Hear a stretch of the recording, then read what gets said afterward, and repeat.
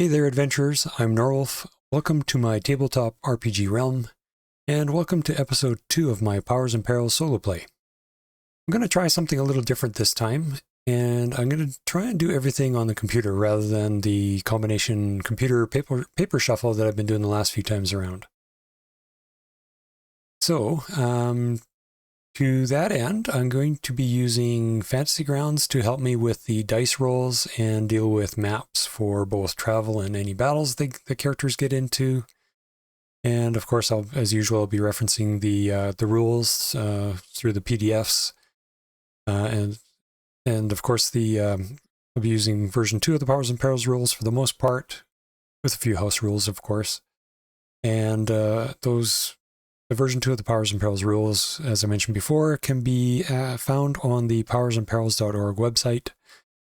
And there's a lot of other references and useful tools and house rules and whatnot there as well. So anyways, let's see. The characters are already in the spreadsheets, so I'll be using the spreadsheets live and keeping them up to date. So I'll be basically moving away from any printed copies as far as as much as I can for this episode anyways.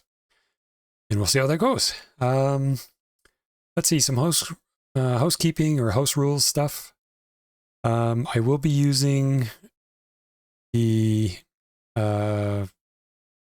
modified armor, some modified armor rules, which provide some different shield types. So various and sundry bucklers. The target or round shield is essentially the equivalent of what's already in the basic shield that's already in Powers and Perils. So there's also heater shields, Viking shields, fight shields, body shields. The difference here, of course, is the larger the shield, the more armor value it provides, and to some extent provides a little bit of extra defense factor. So this defense factor is added to the attacker's roll. So the buckler, not quite as good as, say, the body shield.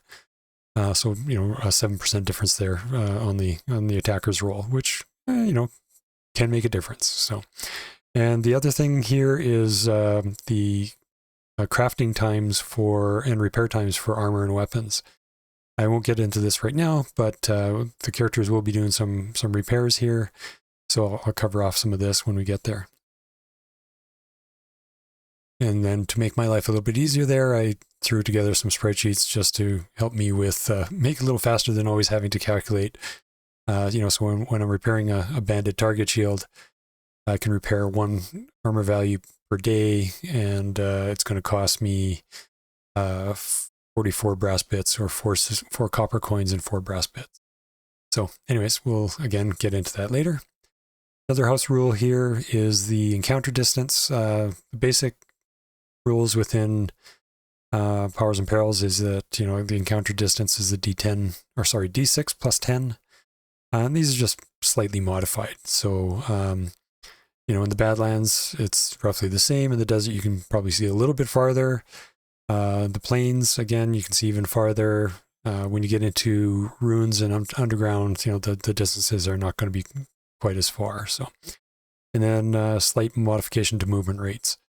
So depending on whether you're on foot or mounted, I mean, that's always been there in Powers and Perils, but just some slight variations to the type of terrain you're in, and some modifiers based on whether it's snowing or raining or wind or whatnot, and then the type of trail or road that you're following. So all of these PDFs are in the share that's available down below in the video description. So feel free to view or use as you see fit. I'm not saying these are necessarily perfect, but you know what? It's my own thing. So, and feel free to, as with any role-playing game out there, always feel free to modify and do what you want, what you want to do, and what makes sense to you. So, another thing I will be using or adopting, anyways, is a weather table that is part of the Ravenland Weather from Free League that they use for Forbidden Lands. This is based on the Goblin Henchman Hex Flower. I've just taken this and adapted it to my own calendar and whatnot. So again, this is available in TTRPG, and so I just basically changed it with the months that I use and how I see fit. So this will all be in the OneNote that I'm keeping track of everything in. And the characters are likely to run into some additional creatures that aren't part of the original Powers and Perils rules. So this is another PDF that's in the file share that I've set up, and the creature that they are likely to run into in the near future is the orc, and that's just in addition to what's already in the game between goblins and ogres and things like that. So just wanted a bit of variation there and a little bit something that people are a little bit more familiar with. So anyways, that takes care of that. Actually, let's go into the characters. So, just double checking I didn't forget anything. Yeah, no, so that's it. All right, so Raffin. I've highlighted in yellow the things that have changed, that I've updated from the edits that I did on the printed copy of Raffin from last time. So he's been adding some points to his strength and stamina, so these have increased, which in turn has affected his hit points, his portage ability, his healing chance. His combat experience points were enough to bump him up from combat experience level 4 to combat experience level 5. So his OCV and DCV have both increased by 1. Yeah, his strength and stamina bonuses, various other bonuses haven't changed at all. And the other change thing that's opened up for him is he was maxed on his bastard sword before, but with the points that have gone into his strength, his max expertise level in bastard sword is now 7, so he can start putting some expertise points into that to start raising it as he uses his bastard sword. That takes care of Raffin. Let's flip over to Gildor. All right, Gildor. So he's had points put into stamina and intelligence. So his hit points have gone up slightly. His combat experience points haven't been enough to bump up his level yet. But his magic experience points were enough to bump him from level 3, or magic experience level 3 to 4. And that's bumped up his casting ability, or essentially his mana pool. And that's equals, his magic experience level times his mana level. So, but he's currently used 22 points of that. And what else here? Oh, and of course his healing chance has gone up. Right, on the skill side, because his intelligence has gone up, his max survival skill is now 9. So again, he can start putting some points into both forest and hill survival if the opportunity arises. And otherwise, don't think there's any other changes there. And from the spell side of things, he's put some expertise points into healing from his healing uses. And of course, the smokeless flame that he's used a few times to attack some of the mobs that we were either practicing with or the worgs. Anyways, that's Gildor. I'll just quickly clear off all the highlighting here. Actually, I'll just leave it for now.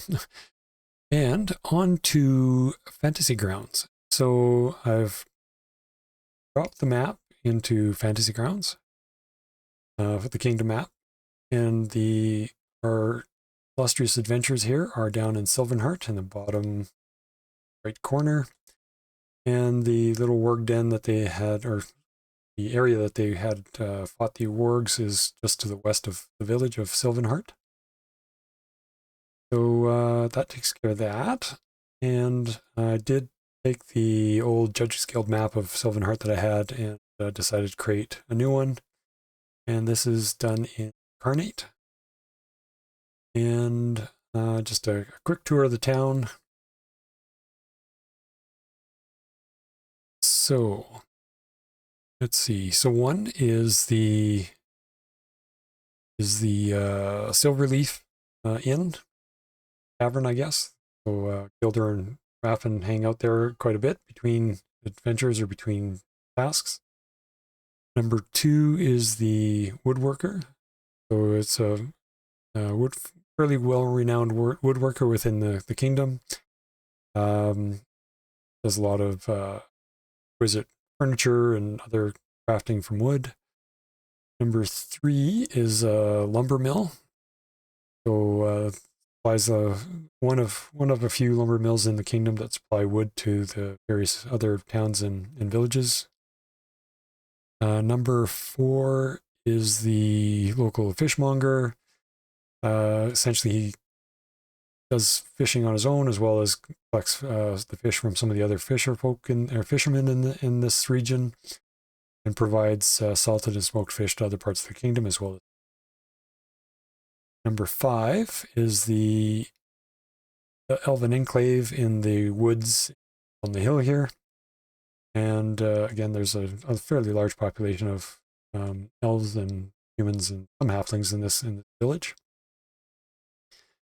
And so far, 6th, last but not least, of course, is the smithy that Raffin's father owns, and where Gildor has spent a fair bit of time with helping out and just doing his own crafting there. Right, that takes care of the village. And I think we're basically up to date. I've gone through the various and sundry house rules that I've got, a little bit of an update on the characters, and I think we're ready to go. Actually, one last thing. So, I alluded to earlier, I'm actually going to be using OneNote as my tracking for kind of what's going on in the adventure. I've got a tab here with the weather that I've pasted in here. And a little X on what the current weather is. Journal for kind of what they've done so far. I've transcribed from the little notebook I had before. And keeping track of a calendar here. And I've added in kind of what I need to do for daily steps. And I guess the other step I want to do here is... well, actually, I'm not sure I want to do that yet. The encounters are done every 12 hours, and what I was thinking about doing is basically rolling in the morning to see, are they going to have an encounter that day, roll a 12-sider, figure out which hour it's going to be in, whether it's a encounter in the daytime or nighttime, which hour it's in, and then depending on what they're doing that day, that'll determine what table I'll look at for what that encounter ends up being. So I may yet do that. Okay, don't have any POIs yet, any new POIs for the map. I haven't tracked any NPCs yet, and I'll be doing some sort of a scratch pad here for the creatures of combat. And we'll see how that works.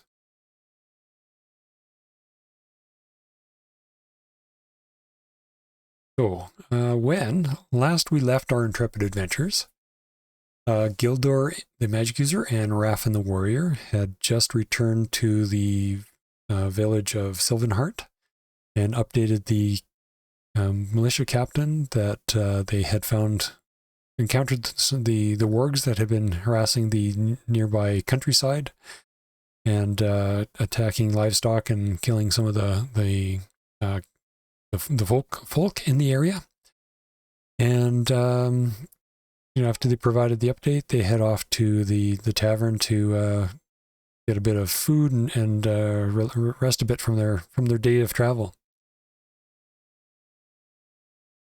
As Gildor and Raffin are sitting in the tavern having their meal and their ales, Gildor turns to Raffin and says, we probably should go back and just double check that we find their den and ensure that there's no other creatures running around that could potentially become a problem there.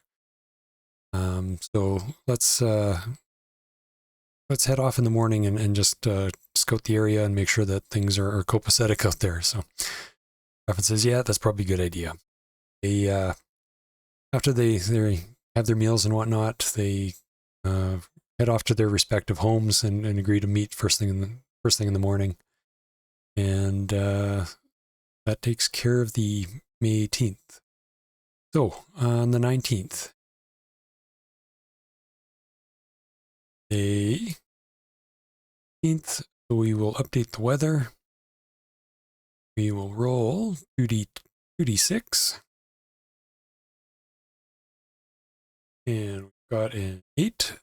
When 8 moves it to the down and to the right, which means this kind of wraps around to here. So what we've got is a, let's see, so we have a windy day with that would be this one, right? A drizzle. Windy day with drizzle. Not necessarily a pleasant day to be traveling in the spring, but I guess they're allegedly hardy adventurers, so they'll head off.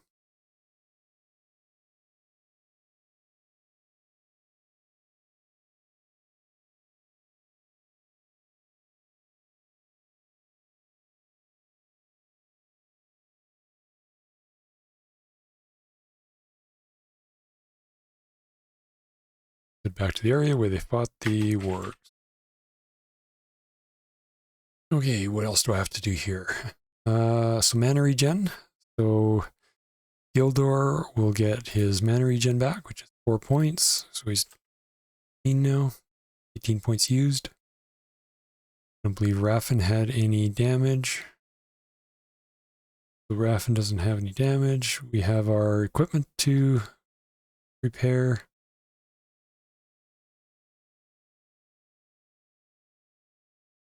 We'll take care of that repair later.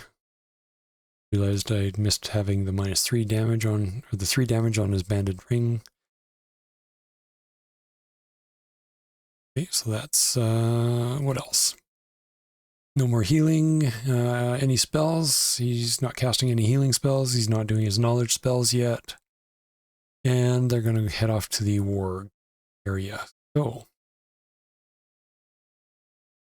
our heroes travel down the road, head back into that area. That's about each hex is 5 miles, so that's probably a little less than half a day for them to travel there.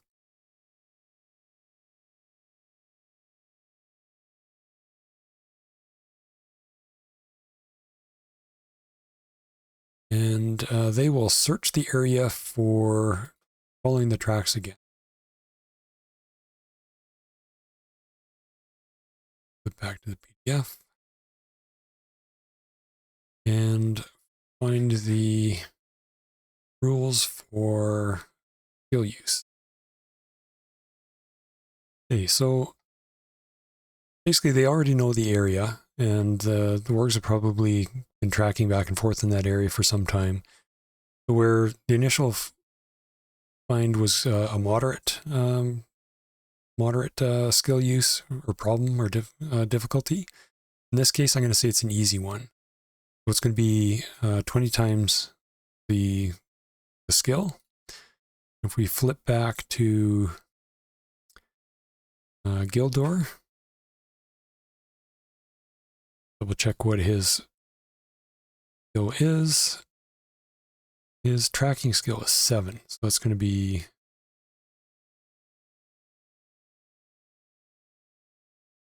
a lot.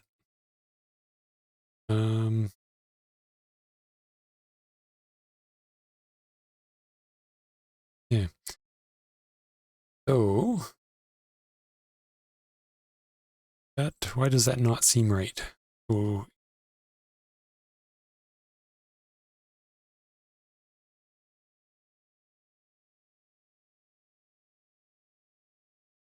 I'm just going to stick with the moderate difficulty. So 100% chance. Got a 65, so he made it. His tracking skill is not at max, so he'll get a D10 partial experience in that. 3. And they've followed their way back to the den of where the wargs were hanging out.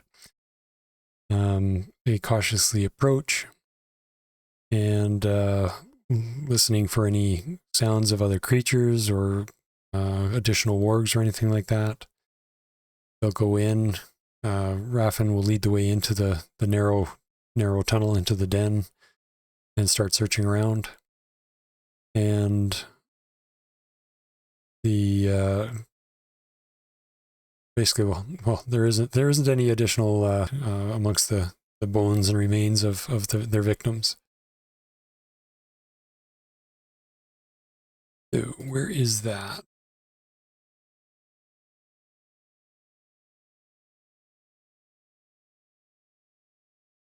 Great. So the worg den, whoops, that I had here had here had 11 copper coins, 9 silver coins, a gold coin, and a semi-fancy lady's hairpiece worth 5 gold coins.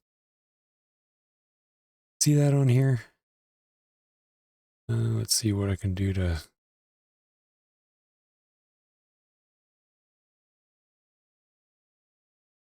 Alright, so I'm going to drop this into the journal.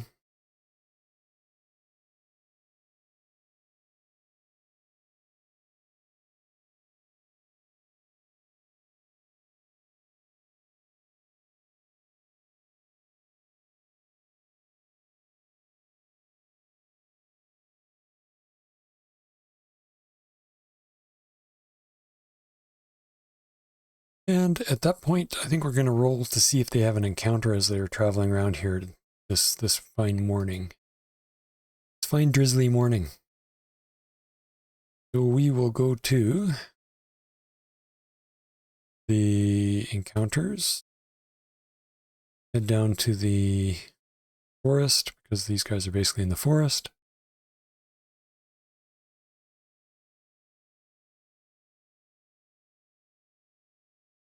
And we have we'll go even table 1, odd table, well actually I guess we'll roll to see if they even have an encounter first. So they have essentially 25% chance of some sort of encounter. And we've got a 31, so we don't have an encounter for that day. Good enough. And after a bit more searching around and just verifying that the area is safe, they again head back to the village. And it's probably mid-afternoon by the time they make it back. And again, they'll grab a bite to eat in the local tavern, and then Gildor will go to Raffin's father's smithy and make arrangements for the next day to do some repairs on their armor and weapons. So that day basically passes by with little more happening, I guess.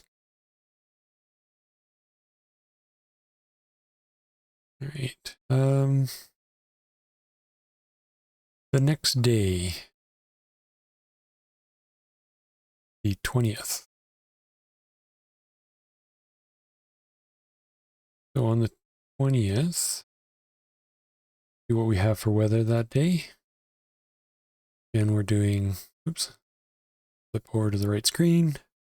Again, we're doing 2d6, and we've got a 4.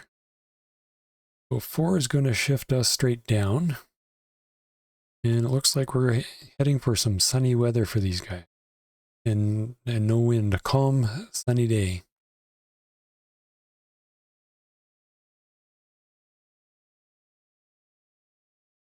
We'll update our journal. Calm, sunny day. Have to work in some temperatures at some point, I guess. I'm assuming it's probably in the 15-ish degrees Celsius range, whatever that is in Fahrenheit. And that morning, Gildor heads off to the smithy. He'll probably work on fixing his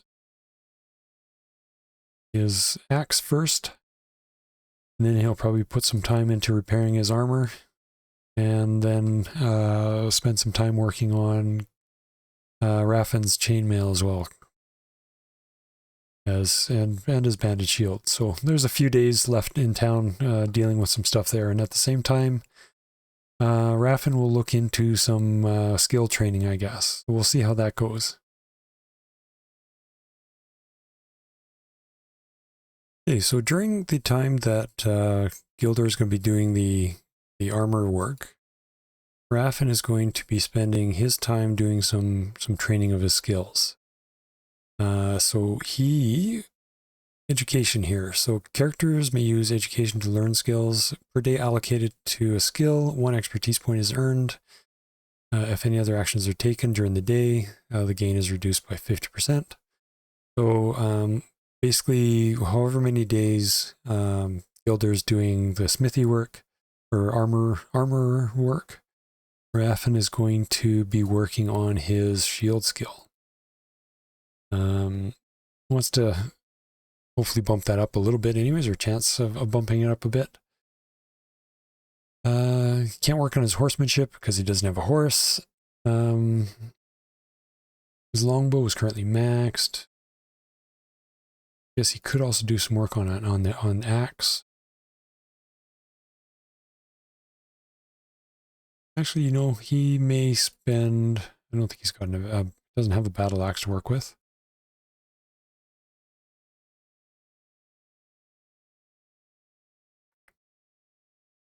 Yeah. Choices. Yeah, he's going to spend some time on his shield skill. And so we'll get back to him. We'll see how many days Gildor spends on repairs. So back to the repairs side of things.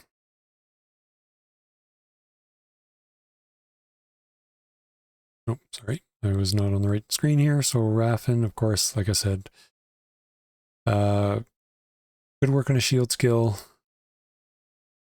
Could spend some time on his bastard sword skill, but I think he'll get enough of that through actually using it. He could spend some time on the axe, but I think he's going to deal with the shield. And based on my the optional rules I'm using for shield, or for the shields, then we will actually be calling it a target shield. So he's got a banded target shield.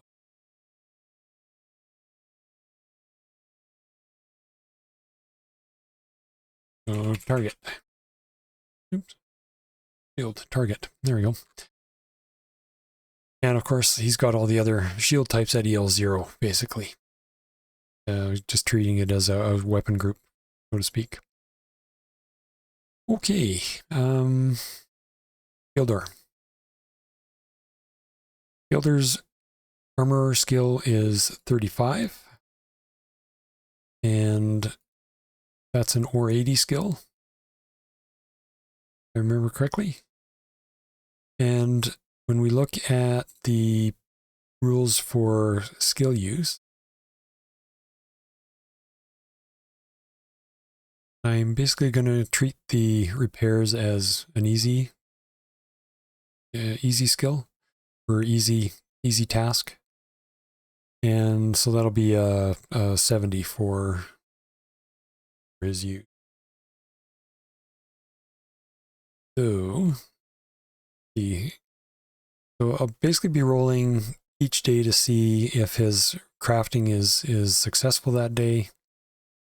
And, you know, based on which piece of armor he's repairing, if he's starting with, say, his axe, then he'll be repairing 4 fatigue points per day.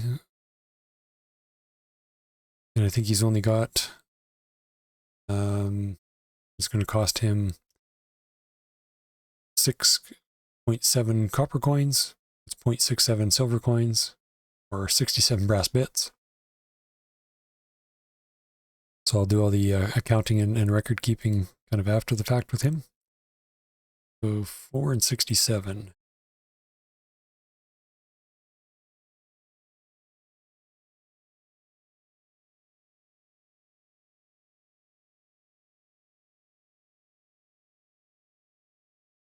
So,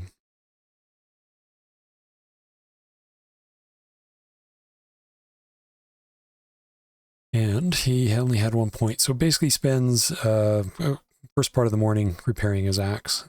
And then he's done that. So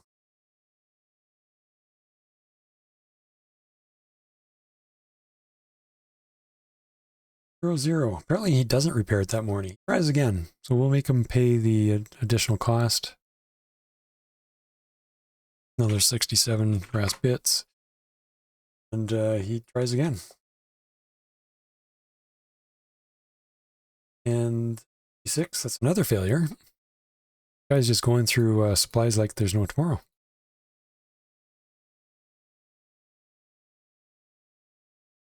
All right, he's got a third time lucky. Or not lucky. So he can, because he can repair 4 points in a day, he can basically try 4 times that day to do his repairs. This is not going well for him. And third time that day.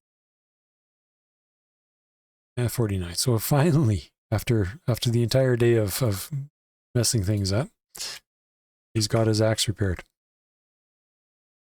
Now, expertise gains for partial success, which is within 25 points of what you needed to roll. You get 1 partial.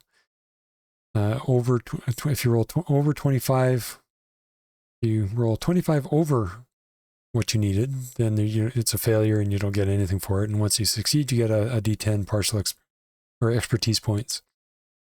So his chance was 70. I think it was only the 99 and the 100 that he wouldn't have gotten a partial on. So he did get 1 partial plus a D10 partial for armor skill. So he's got 3 points there.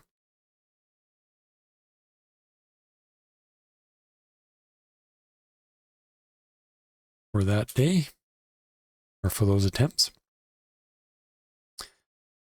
And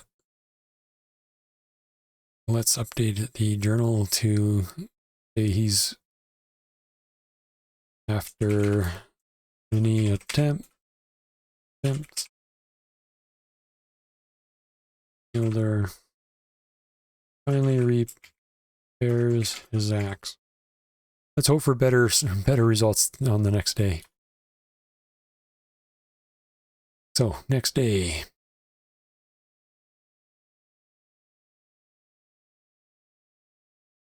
Go to the weather. 2d6. Another 3.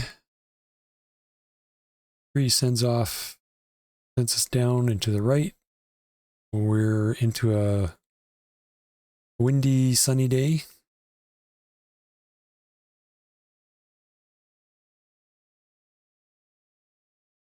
And mana regen. So let's flip back to Gildor. Gets 4 more mana back, so he's down 14. There is no other healing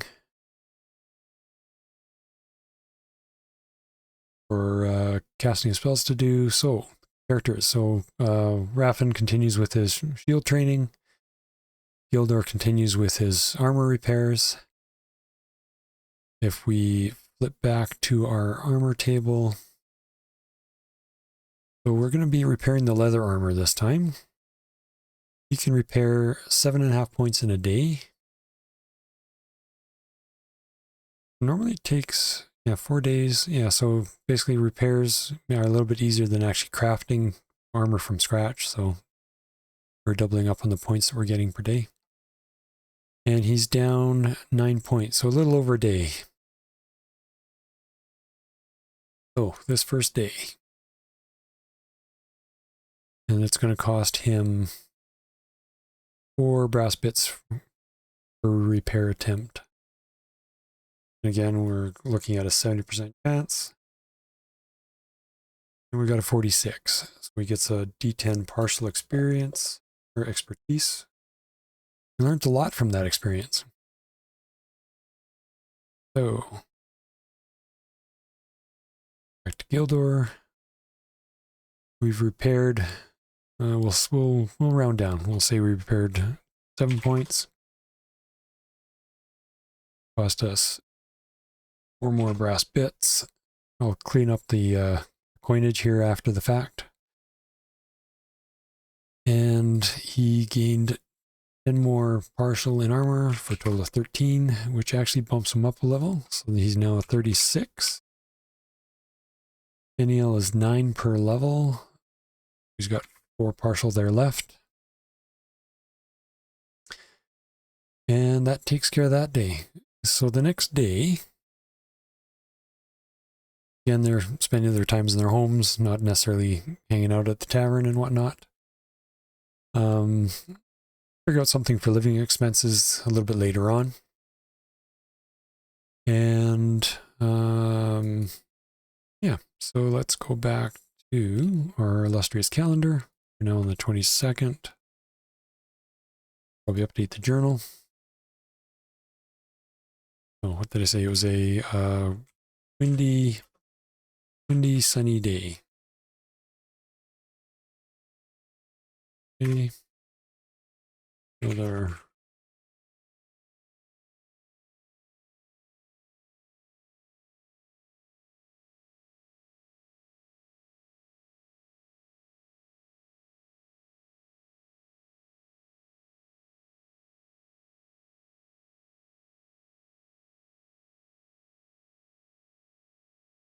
And actually, I should add that down here as well.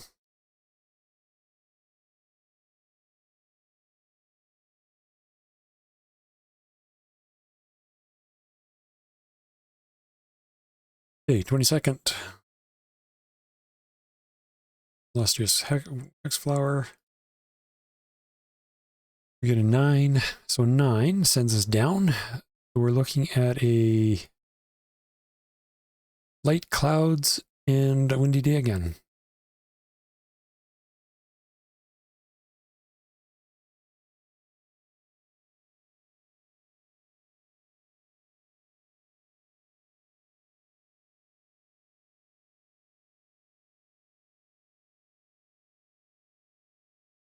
Gildor will work on Raffin's armor.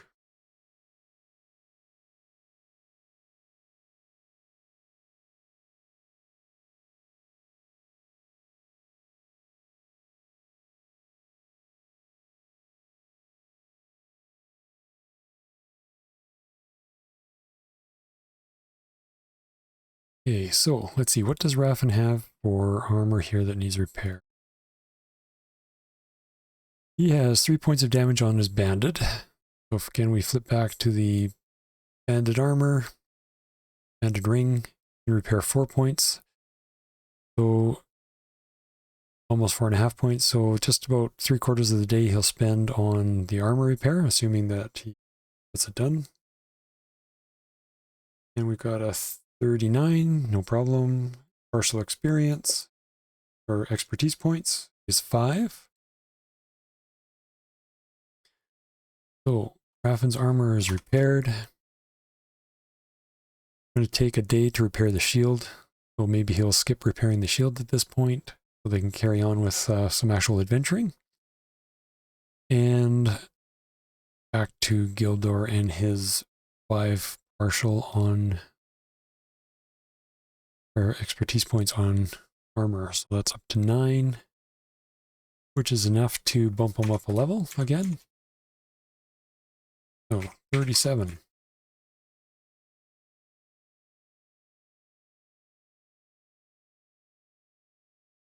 Right.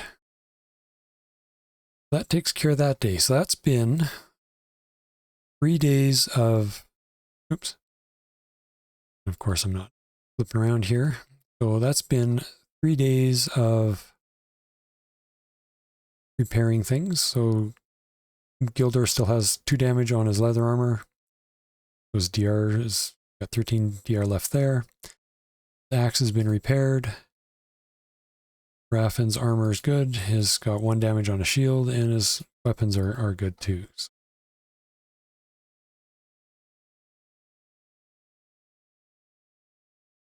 All right, let's clean up the take, well, actually, let's take that, these two gold, or no, sorry, 2 silver, 6 copper, and 4 brass bits out of the party treasure that they found.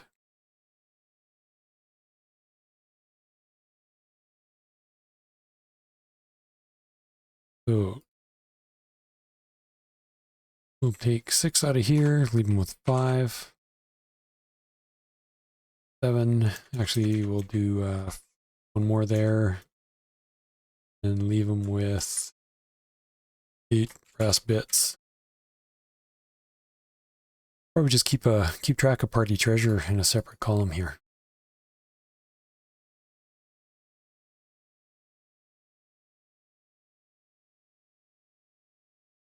Yeah, let's do that. Brass bits, copper coins, silver coins, gold coins, oops, gold coins, and other. We have a 5 gold coin piece. We have 8 brass bits,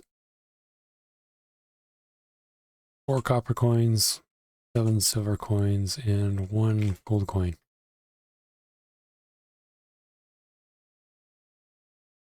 Call this party treasure.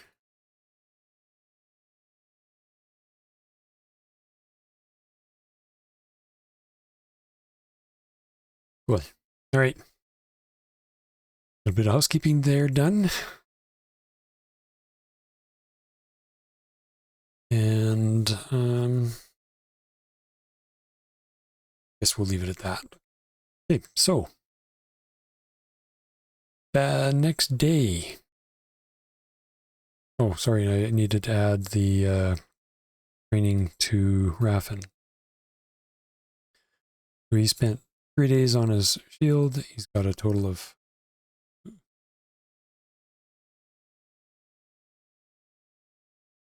the heck happened there?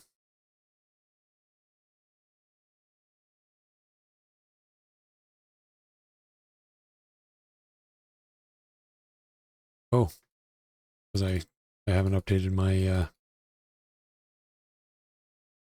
I'll have to deal with that later, I guess.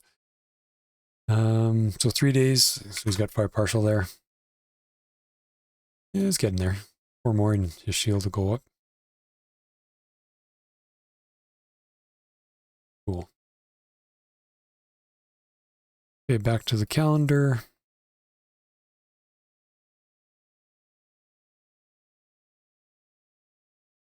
Finished off with the 22nd. Raffin continues, repairs Raffin's armor. And we're on to the 23rd.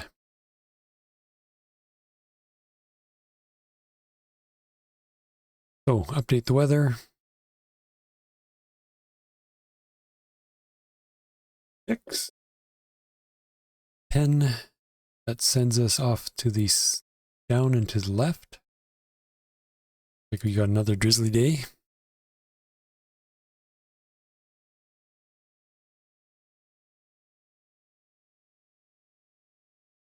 Drizzly, windy day.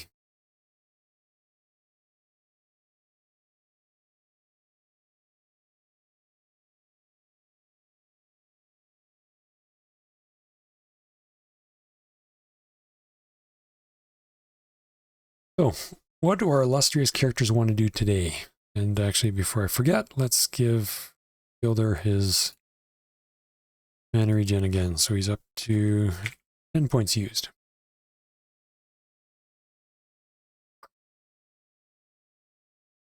So they'll head to the tavern. They'll spend some time there that morning talking with the bartender, the innkeeper. See if there's any rumors or anything that have been made their way into town. So the Silverleaf Inn is run by an elven couple named Karenlyn and Lorisil. They're an older elven couple. They've been running this inn for as long as anybody can remember for the most part. And Carolyn is pouring the ales for our characters here, while Lauracell's grabbing some food for them. I guess it's still morning, so maybe they're not having their ales just yet, but at least having some coffee or teas or whatever it is that they enjoy. And he says, I've heard one of the guards that was by last night was telling me that up around the village of Gold Edge, that there's been some trouble with some orcs that have been harassing the travelers between Gold Edge and Ketten Mine. Looks like they're either trying to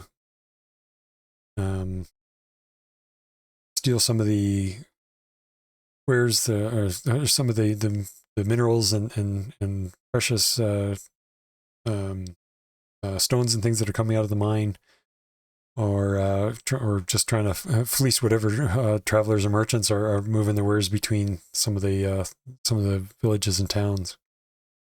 So if you're looking for something to do, maybe you should travel up to Gold Edge and see what's going on there. Maybe they'll have some more information for you. So I think our illustrious duo here will decide to head out the next day and do a bit of traveling and see what they can do in the way of see what happens to them on the road. So I think I'm going to wrap up here as a good place to stop on the second session of the solo play. Not a very exciting session, but covering off some of the rules for repairs, training, getting familiarized with some of the downtime activities or daily activities, things like that. So next session will be our duo here traveling down the road to up through Sylvanheart, past the little roadside inn, is what these little tankards are on the map, up through the town of Boonquay and into over to the village of Gold Edge. The other option they've got is to actually try and do a cross-country travel, see if they can get across the river somewhere, and maybe see if their cross-country works better for them. But I have a feeling that the river's maybe not necessarily portable around these areas. There's a bridge that the road actually has to cross on the main road. So I think they're going to do the long way around. At least until they're a little more skilled and it's probably a little safer on the road for them. All right, so anyways, as I mentioned, I'm going to put a bunch of links to the various PDFs and sources for some of these PDFs in the notes down below. If you have any comments, questions, or anything else,